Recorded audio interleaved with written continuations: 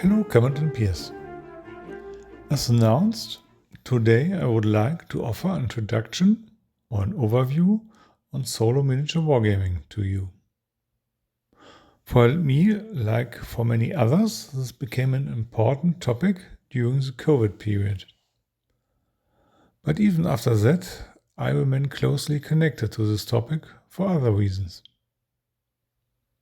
Some people are forced to play solo by circumstances, because they can't find any other players nearby, or the time slot or game system doesn't suit other players.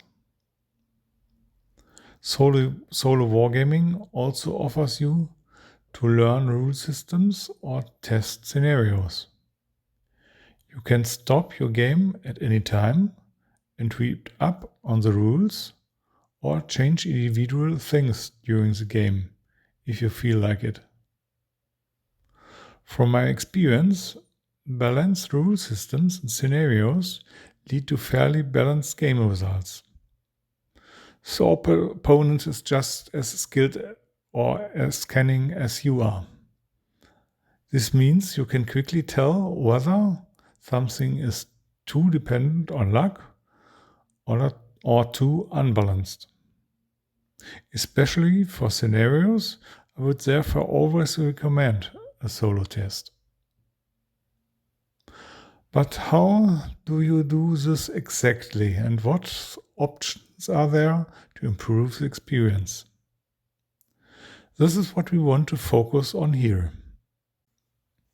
First, there's a theoretical overview of the possibilities, and then a few first practical examples. So let's start. The basic version of Solo Miniature Wargaming is as simple as you can imagine. You just play as usual, but both sides. This is a basic form that I, by the way, get along with very well. You should use a few little tricks to make it more interesting. First of all, when you play side A, you only concentrate on the tactics of side A and what's happening from their perspective. Don't get too complicated and just think from move to move.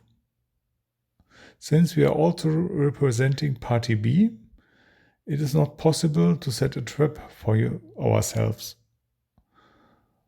But what is always possible is to mercilessly exploit any opponent's mistakes.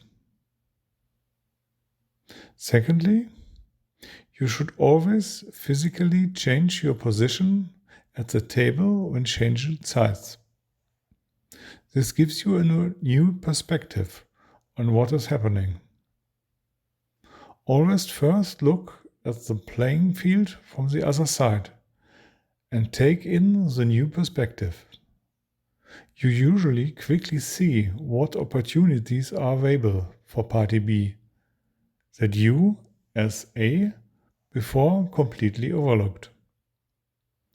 This can quickly build up its own dynamic of actions and reactions, which offers an exciting flow of the game. This is my default approach and works well enough with the right rule system.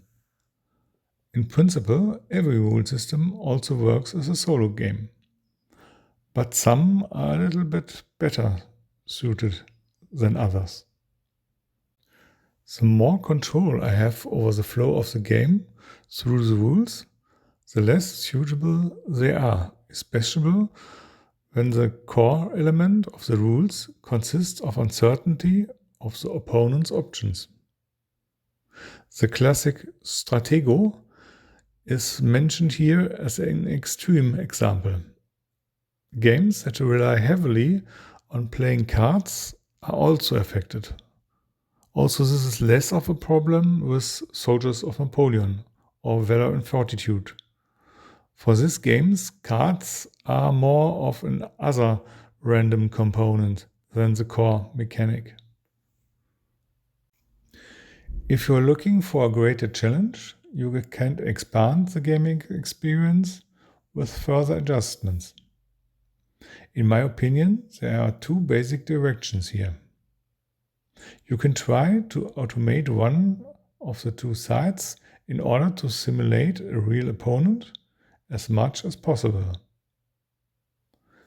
The other way is to make the game more unpredictable for both sides and to fight more against the adversities of the game than against the direct opponent.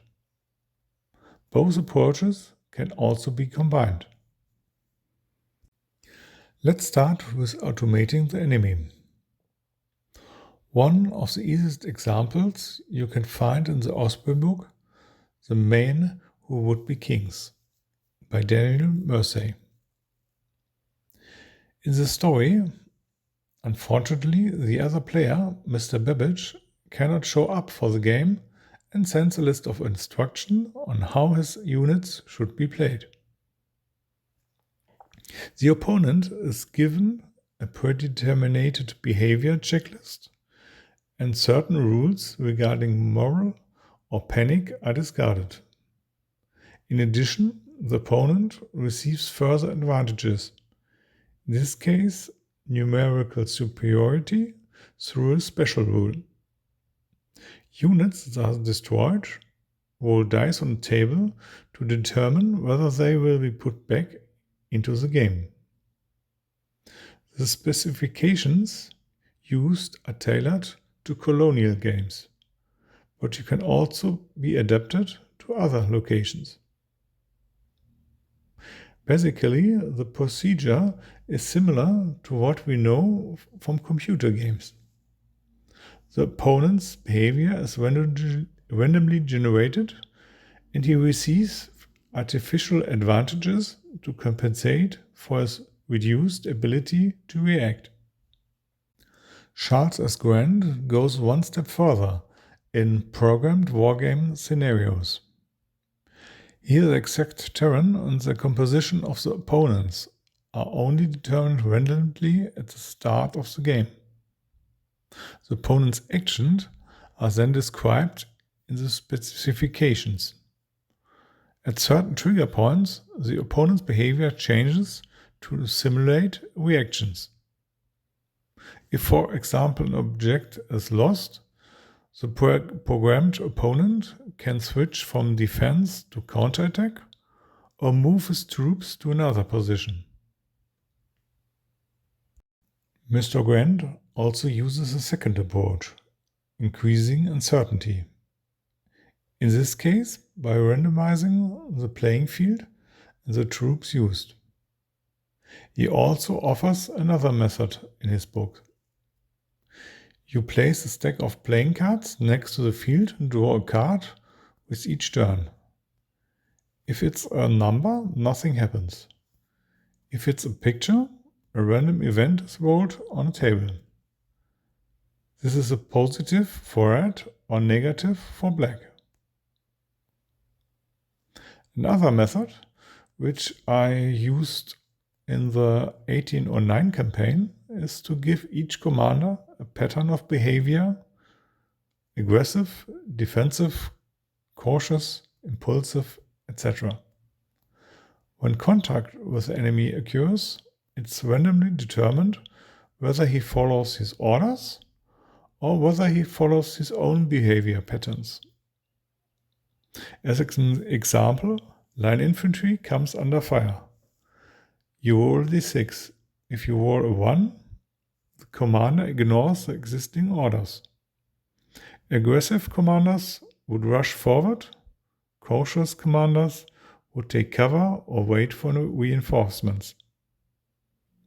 If you want to make it more exciting, this behavior would even be expected with a 1 or 2 on a d6.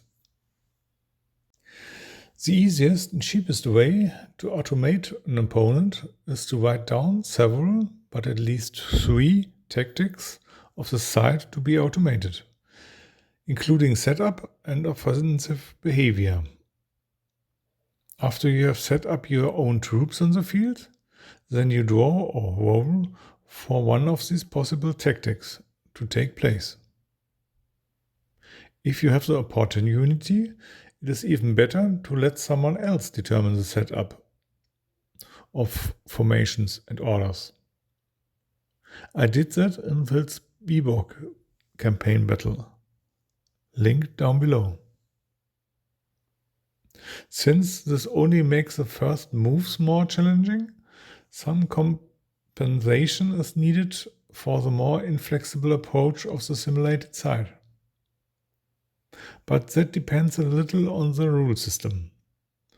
For example, if you use black powder, all enemy units could get the untested special rule with a +1 to the roll. If they roll a 6, they also add the Valiant rule. This should keep you guessing. If the automated side is the attacker, it needs something to compensate for the higher losses caused by the inflexible behavior. A surcharge of 20% of normal troop strength could help.